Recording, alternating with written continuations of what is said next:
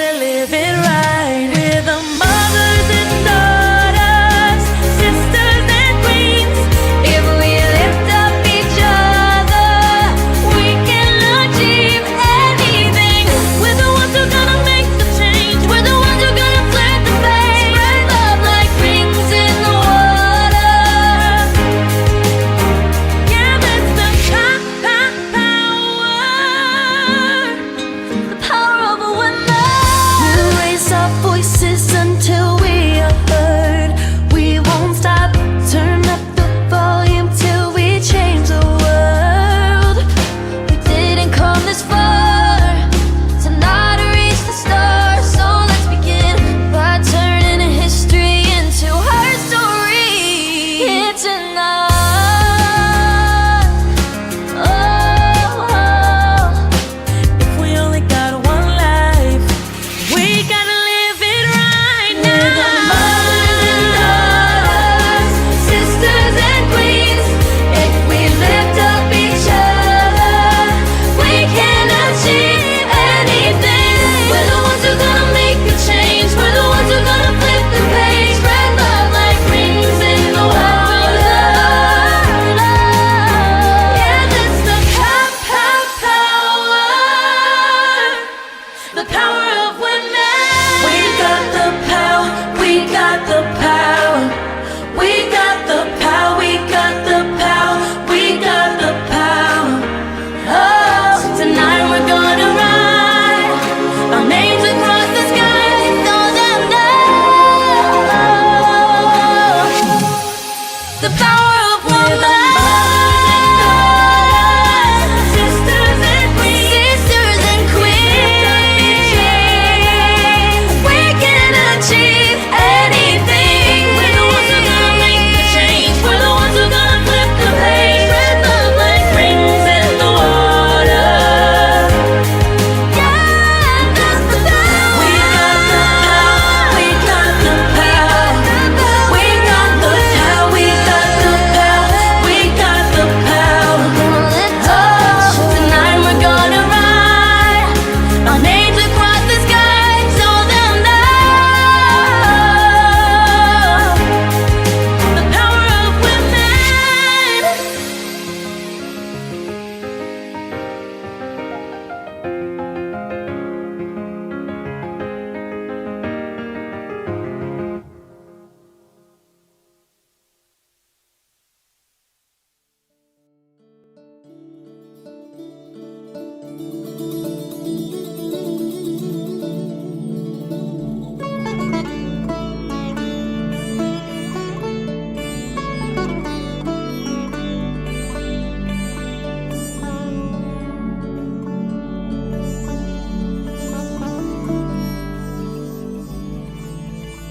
Shri Mata Amritanandamayi Devi, affectionately known as Amma, dedicates literally every day of her life to consoling suffering people all over the world.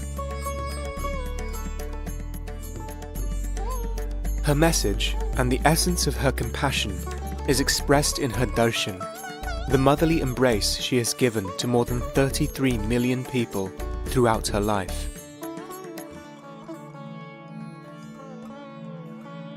She has been known to give darshan for more than 22 hours without interruption. When people pour out their hearts to Amma, she offers them emotional solace, spiritual guidance, and concrete solutions to their problems. Receiving Amma's embrace, many feel inspired to offer selfless service to those in need.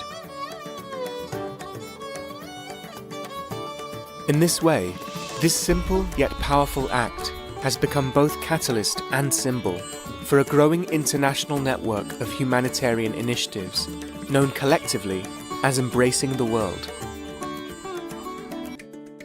Embracing the World exists to help alleviate the burden of the world's poor through helping to meet each of their 5 basic needs: food, shelter, education, healthcare, and livelihood, wherever and whenever possible.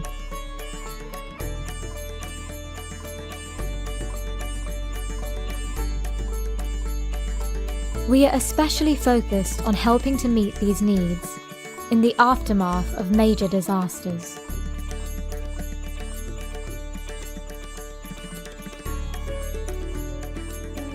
Our volunteers have provided immediate aid and long-term rehabilitation for survivors of the Gujarat earthquake in 2001, the Kashmir earthquake in 2005, the Mumbai floods in 2005, and Cyclone Aila in West Bengal in 2009. In the United States, after Hurricane Katrina, Embracing the World donated $1 million to the Bush-Clinton Katrina Fund in aid to help the survivors.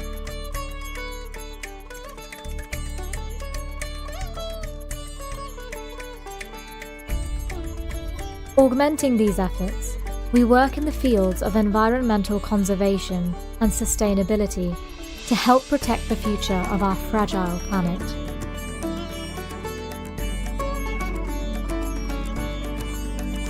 Through Amrita University, our researchers are innovating new means of delivery of goods, knowledge, information, energy, and healthcare to enable us to help those in need here and now, wherever they are.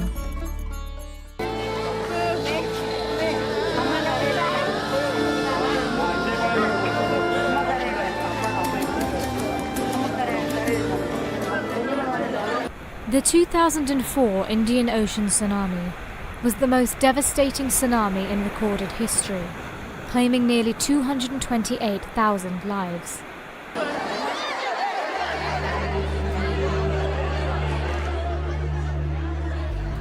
Amma visited some of the worst hit areas in Tamil Nadu, where more than 8,000 people were killed, and personally consoled each person who came to meet her.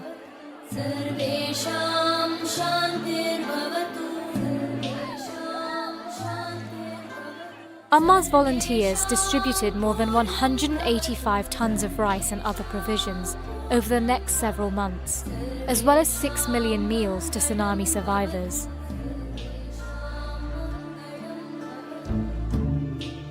With most of the labour and services provided free of charge by thousands of volunteers from all over the world, the actual value of relief provided was even greater than that reflected by the expenditure. Embracing the World was the first non-governmental organisation to complete permanent housing for tsunami survivors in India.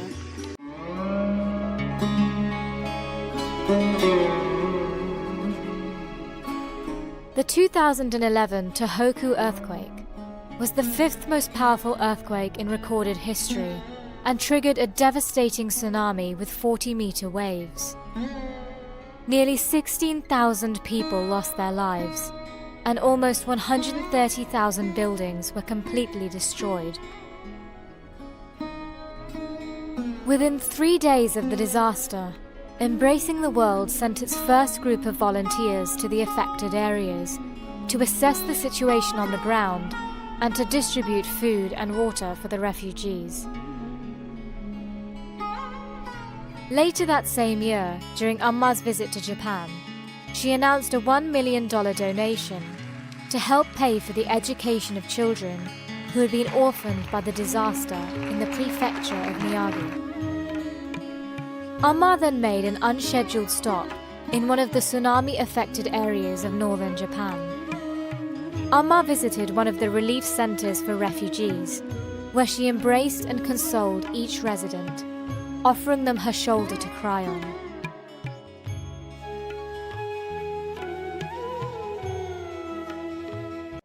In 2013, Embracing the World announced a $2 million relief package for the massive destruction caused by Typhoon Haiyan in the Philippines.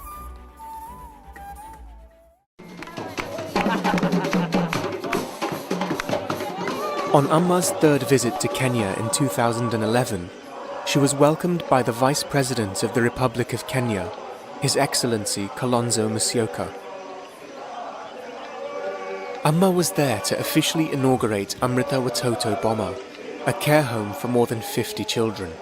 Spread across 11 acres on the banks of the Athi River, Amrita Watoto Boma provides shelter, food, education, and healthcare in a loving environment, managed and run by Embracing the World volunteers. Facilities include dormitories, classrooms, a playground, sports facilities, and a medical clinic. The children come from across Kenya, identified with the help of the Kenyan government's children's offices, as well as social workers, village chiefs from poor slums, and references from local church pastors. During the Mahatma Gandhi International Sanitation Convention in Delhi, the Prime Minister of India, Shri Narendra Modi, and Mr. Antonio Guterres, the United Nations Secretary General, presented an award to Amma, recognizing the Mata Amritanandamayi Mat's efforts in support of India's Clean India campaign. The Prime Minister thanked Amma for the Mat's dedicated service to cleanliness and environmental protection.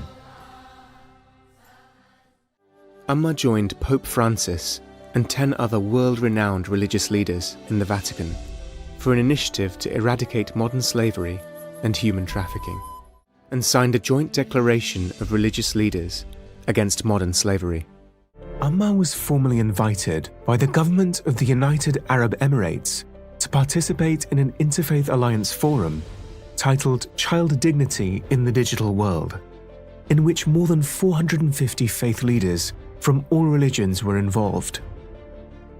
The crisis of online child sex abuse is very real and growing. 800 million youngsters are currently increasingly at risk of falling prey to sexual predators. Amma delivered the opening address as part of a call to action by faith leaders and participated in the Faith Leaders Summit.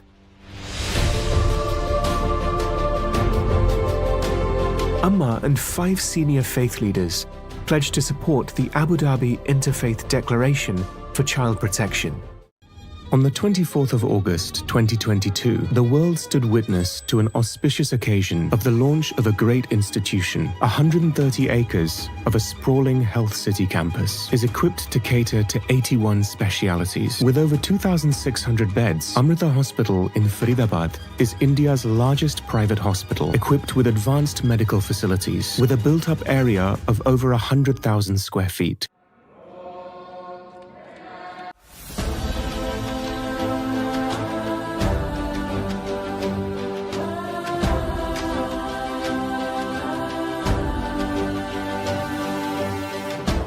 Addressing the gathering, the Prime Minister reminded the world of Amma's mission and service to humanity. Amma is the embodiment of love, kindness, service, and renunciation. She is the messenger of India's spiritual tradition. The government of India had assumed the presidency of the G20 for 1 year from December 1st, 2022 to November 30th, 2023. Amma is chair of the Civil 20 Engagement Group, and in advance of the summit, C20 will collaborate with hundreds of civil service and non-governmental organizations from around the world to represent the concerns of the common people. The Civil 20 India 2023 was held in Nagpur. Countries and society that try to rise on their own will surely fail. This is a warning from nature to mankind. Hence, let our mantra be mingle, not single. From ancient times, the world is one family has been the mantra of Indian soil. It still is today and will continue to be so in the future. The presidency of the G20 nations is a unique opportunity to model this truth before the world. May this initiative, undertaken by Honorable Prime Minister and the government under his leadership, inspire change in the world's outlook.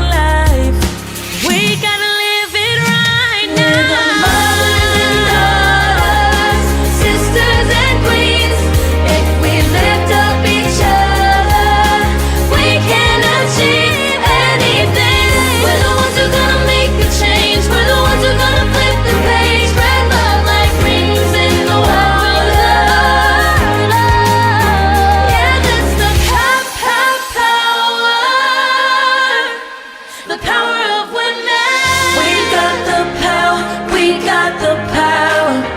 We got the power. We got the power. We got the power. Oh, tonight we're gonna ride our names across the sky so they'll know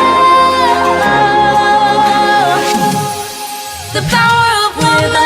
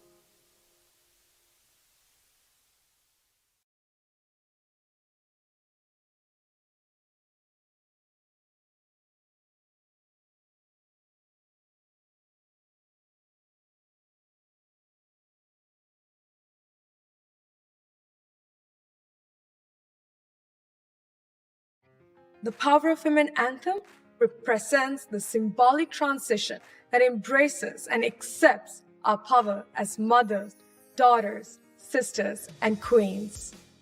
While we have long demanded equality, we believe it is time to transcend from being silent leaders of society and step into the power we innately possess as women. It is time to bring forth a world where women stand as the foundational pillars of a value-based society with wellness as the focal point. The Power of Women anthem represents a new era of women's empowerment, where we stand up and claim our rightful place as leaders and agents of change in our communities as well as in the world. By stepping into our innate power, we automatically extend the space for other women and men to do the same. We recognize that men play an integral role. It is therefore important that men participate and support this journey. Together, we can create a world where all people are treated with dignity, respect, and equality. This is by being receptive and open to fresh perspectives through a collaborative process. Remember, if not us, then who? O mundo mudou.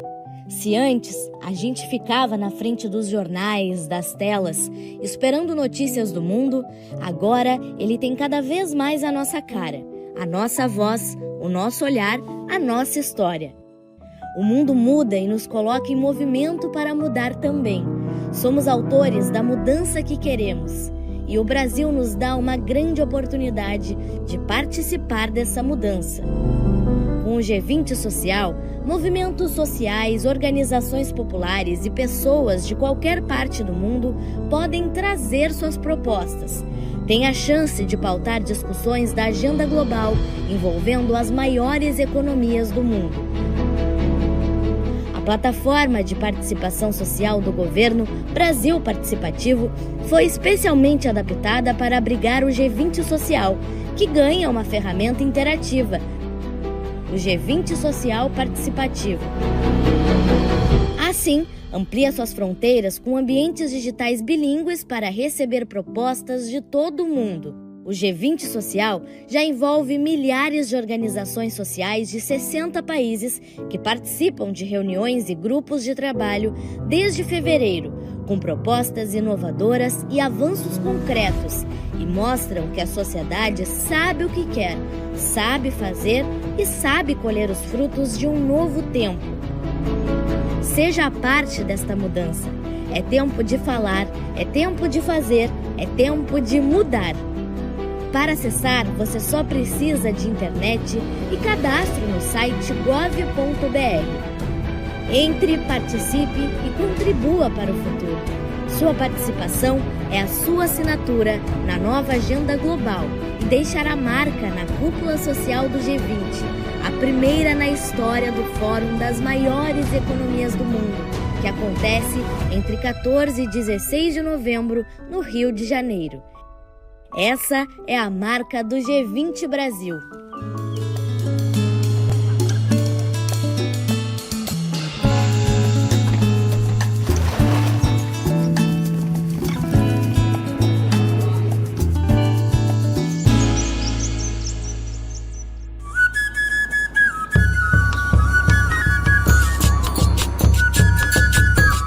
I'm going to tell you a story about a place called Brazil.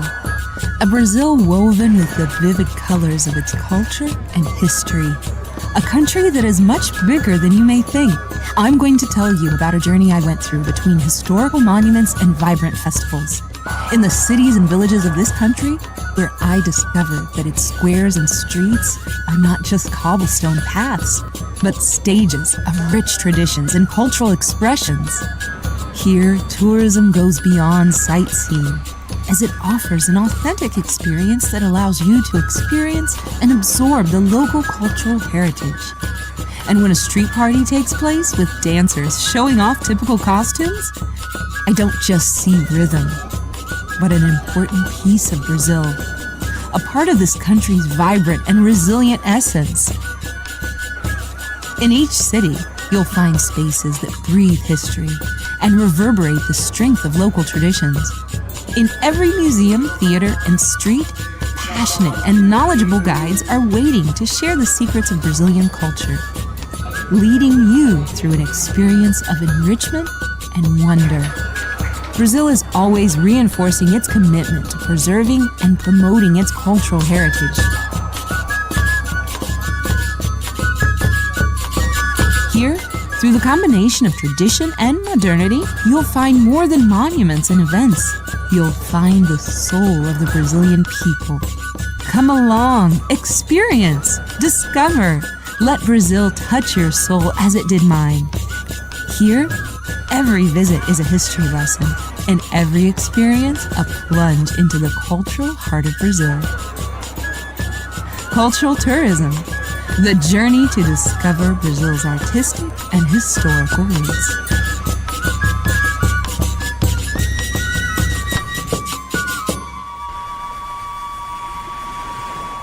Marhaba, and hello everyone. Distinguished leaders, heads of state, and honorable delegates of the G20 summit. Assalamu alaikum. Peace be upon all of you. Congratulations on gathering in Brazil, a great nation of resilience and diversity. May this summit lead to decisive actions for our planet, poverty reduction, and a future of justice and peace. Gathering in Rio de Janeiro, the birthplace of the past 3 Rio summits on climate, reminds us of commitments made to address global warming. Despite some progress after these 3 summits, but emissions remain too high, causing degradation to Earth's ecosystems and biodiversity, and triggering environmental disasters. The poorest communities bear the greatest burden of this crisis, while wealthier nations fall short in their commitments. Now is the time to honor those promises, to protect our planet, and achieve true climate justice. Global peace is at stake. In Gaza, Ukraine, Sudan, Lebanon, Syria, Yemen, my country Yemen, and beyond. Oppression and conflict cause unimaginable suffering. Humanitarian crises intensify as civilians face massacres, famine, and destruction. To achieve peace, we must address the root of war by ending occupations, protecting human rights, combating poverty, ensuring justice, fostering dialogue and arbitration, and committing to fair recovery. Economic equality is pillar of global peace, justice, and security. Over 700 million people live in extreme poverty, lacking education, healthcare, and clean water. You as leaders of nations representing 85% of the world's GDP, you hold the wealth, influence, and responsibility to reduce poverty, close the wealth gap, and support sustainable development. To achieve global stability and cooperation, it is essential to reform global governance by evolving international institutions like the World Bank, IMF, WTO, United Nations, and the International Security Council to create more inclusive world. Too often these institutions marginalize voices from the global south, even though they bear the greatest burden of global crisis and offer valuable solutions. A key part of this reform is ending the P5 veto power, which undermines the Security Council's impartiality and effectiveness, and at the same time contradicts principles of fairness and equality among nations. Leaders of the world, remember that the world and humanity are watching you and expecting much from you. Use your power to heal, not to harm, to unite, not to divide. This summit is your choice, is your chance to act with vision and courage, building a world where dignity, peace, climate justice, and sustainability prevail over short-term gains and exploitation. I wish you success in turning Reuse Summit's resolutions into urgent action. Thank you, Brazil. May you lead with purpose and bring the change we all hope to see.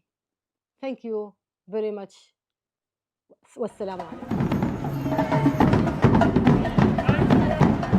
We cannot eat coal, we cannot drink oil, and we cannot have any new fossil fuel investments, and that is coal, oil, and gas. People all around the world are marching against fossil fuels. When the people rise up, the powers come down.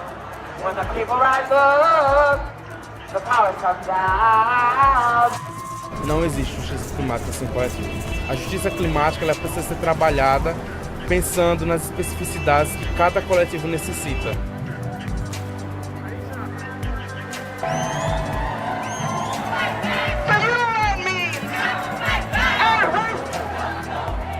We need to act in time, we need to stop investing in fossil fuels, we need to stop using fossil fuels in every single sector and in every single region across the world. If we don't get it, we see you, we love you, we will get justice for you. Arrest the real criminals.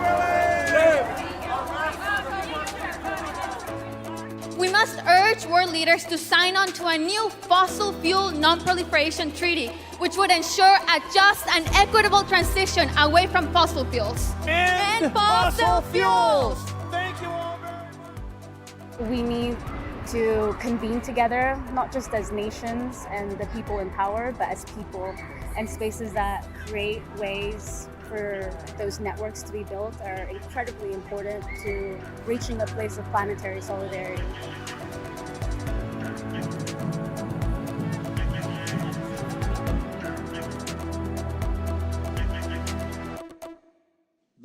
With this event, we will have 3 days of debates of the 10th G20 or P20 parliamentarians in Brasilia. And I'd ask, is there a better way to start the event already within this plenary, and that by the discussion of the results and the recommendations of the first meeting of the P20 women parliamentaries in the 1st and 2nd of past June. The role of women in politics, in the economy and in the society is at the center of the discussion, and we pretend to promote in this forum and in the summit. We cannot speak of combating hunger, poverty, inequality, if we do not advance in promoting equality of gender, of the female economic autonomy, and overcoming racism. These are the conditions that are essential so that all women can live with dignity and to be free and to occupy the spaces they desire.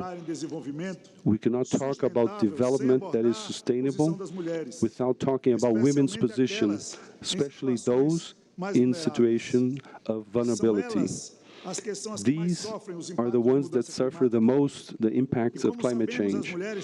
And as we know, women have a vital role in managing natural resources in their communities, knowing and having sustainable practices that can break or mitigate environmental changes. And we cannot talk about governance adapted to the 21st century if we don't amplify and increase the places of women in politics and in other instances of power, be it internal or international. The Interparliamentary Union's speaker, Ms. Tulia Axon, 3 minutes. Mr. President, I thank you for this opportunity. Distinguished speakers of Parliament, esteemed parliamentarians and guests, dear friends.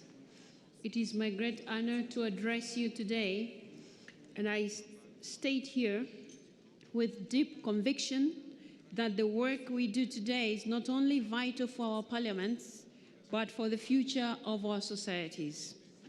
Today's forum builds on the momentum created at the meeting of the P20 women parliamentarians earlier this year, where the Charter of Alagoas was adopted. It is our collective responsibility to transform these commitments into actionable steps that make a tangible difference in the lives of women and girls worldwide.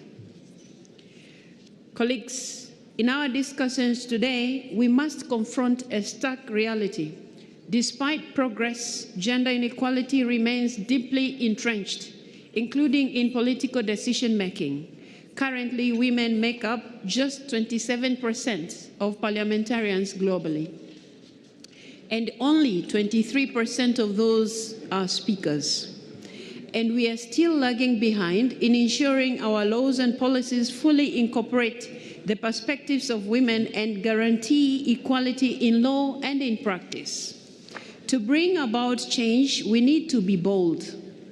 To do so, we must first ensure 50-50 parity between men and women in Parliament, making it the norm rather than the exception. Why is parity so critical? It's because parity ensures our policies are more legitimate and effective, better reflecting the diversity of the people we serve. Many parliaments today have achieved parity, thanks to the strong gender quotas and political will. They span different regions, cultures, and political systems. But aiming for parity in numbers isn't enough. It is the starting point. We need to amplify women's voices and leadership in Parliament. And we need to address the persistent barriers preventing women from fully participating in political life, starting with discrimination, harassment, and gender-based violence, both online and offline. IPU studies revealed that 1 in 4 women members of parliament globally has faced physical violence and 1 in 3 has endured economic violence. Over 80% of them have experienced psychological violence during their term in parliament.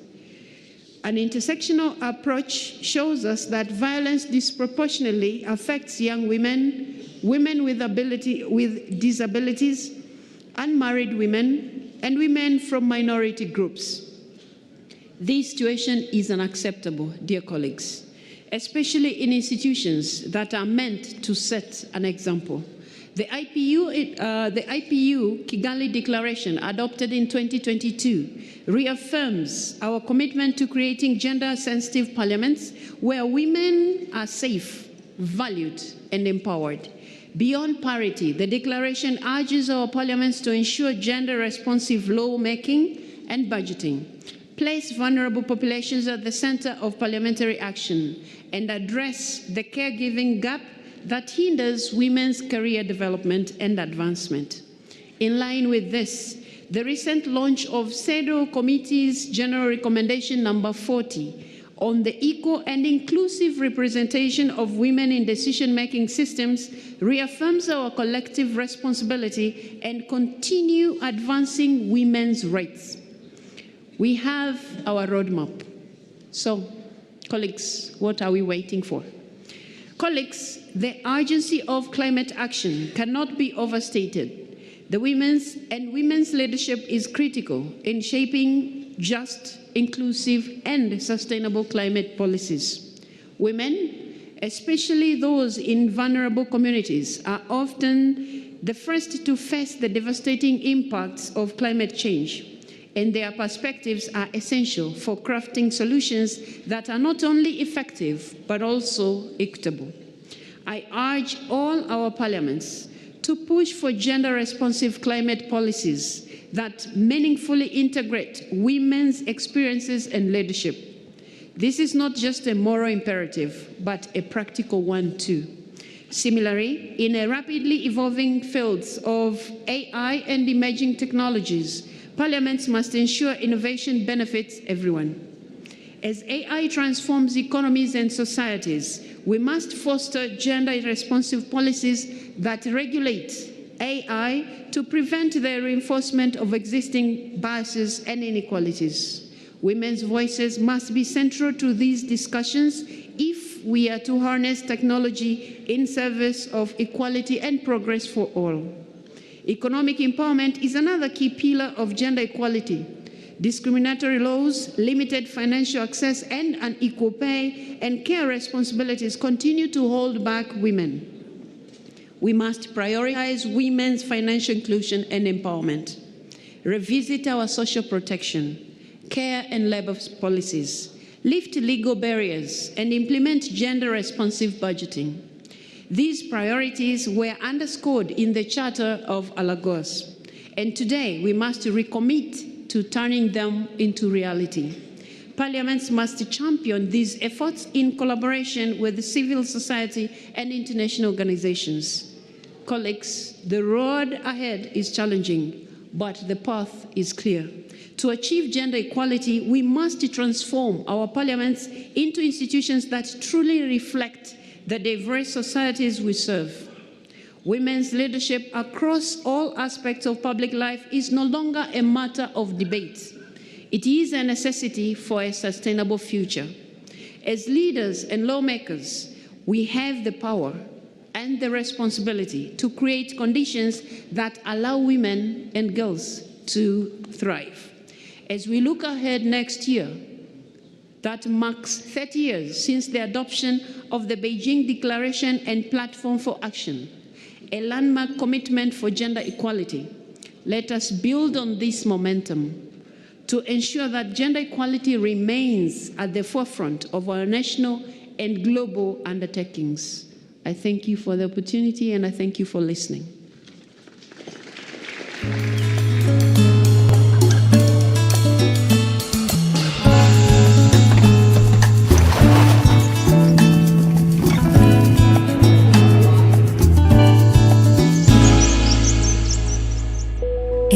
heart of a place called Brazil, I found a wild secret, an ancient whisper that few hear. I walked and got lost in its vast lands, only to find myself among the echoes of the forest, where trees are sentinels and shadows tell stories.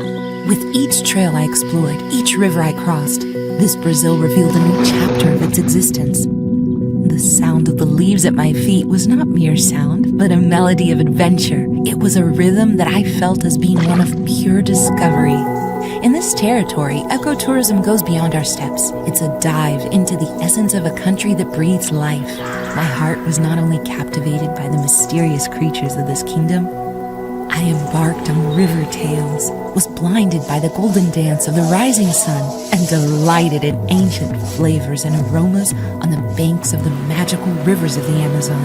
Every moment a memory, every memory a reflection of me. I feel that the combination of ecology and tourism is a harmonious dance, an orchestra of colors, smells, sounds. It's a call from Mother Earth, a kind of seduction that makes our heart jump, not out of fear, out of love and curiosity. From the vibrant plains of the Pantanal to the crystal clear lagoons of Bonito, Brazil is a siren song for nature lovers. In every corner, a secret. In every secret, a story. And this secret, which shouts to everyone, is an invitation. At each step, you connect with stories that reveal secrets of the land, to legends and unique points of view. This country has shaped with much love a scenario where discovery and respect intertwine. And in every detail, our Brazil confirms in a loud and colorful manner that at the confluence of green and yellow, you will find more than landscapes. Come, feel, explore. Let Brazil touch your soul as it touched mine. Here, every trail has a story, and every discovery is a treasure. Brazil, the haven of dreams and ecotourism. My sore throat.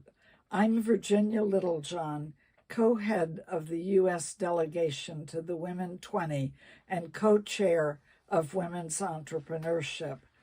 In 2019, the Boston Consulting Group projected that equal participation of women and men in entrepreneurship could add up to $5 trillion annually, or 6%, to global GDP. Yet today, women-owned businesses represent only 1/3 of enterprises worldwide. For 5 years, global attention was diverted by the pandemic and economic recovery.